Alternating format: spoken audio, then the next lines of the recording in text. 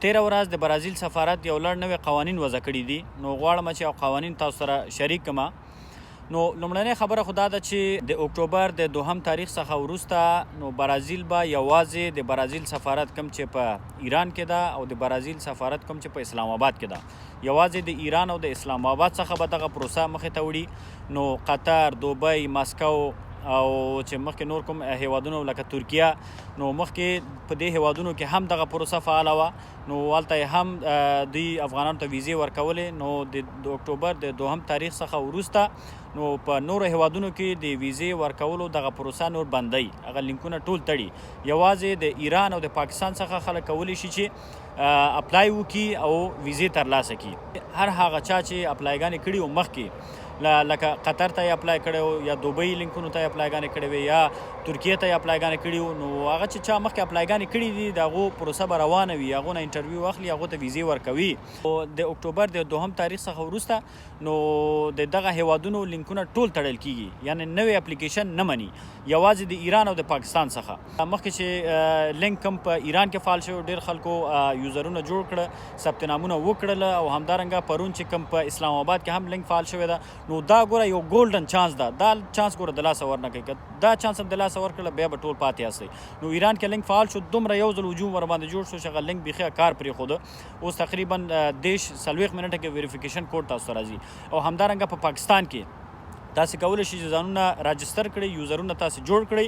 نو دغه نیکسټ چې کوم پروسه ده دې نه وروسته چې کوم اپلیکیشن ډکیږي نو دغه نیکسټ پروسه به په 2 اکتوبر نه دې خواته به اعلانیږي، یعنی په راتلونکې میاشت کې 2 اکتوبر نه دې خواته به نیکسټ ټوله پروسه اعلانیږي چې دې نه وروسته پروسه به څه شي چې ستاسو یوزر جوړ ده، اکاونټ جوړ ده، دې نه وروسته به اپلیکیشن به ډکوئ او پاسپورټ او ویزا دا شان پکارېږي.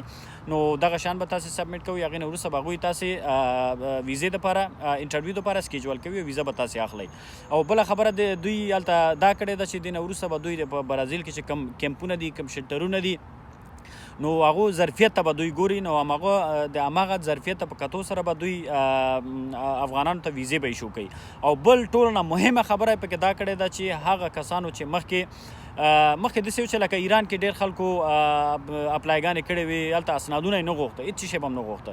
خو دا ځل پروسه بل ډول ده. دا ځل چې څوک چې ایران دپاره چا اپلای کړي او یا د پاکستان دپاره، د دواړو دپاره هم هلته اسنادونه اوس درنه غواړي، ډاکومنټ درنه غواړي، او هم په اسلام آباد کې درنه ډاکومنټ غواړي. هغه ډاکومنټ سره کوم دی؟ ډاکومنټ دا دی چې تا ته باید په خپل مملکت کې کوم خطر درته مواجه وي، هغه په هغه صورت کې تاسو ته ویزې درکوي. او که څوک اسنادونه نه لري، داسې کوم ډاکومنټ ونه لري، نو هغو ته ویزې نه ورکول کیږي.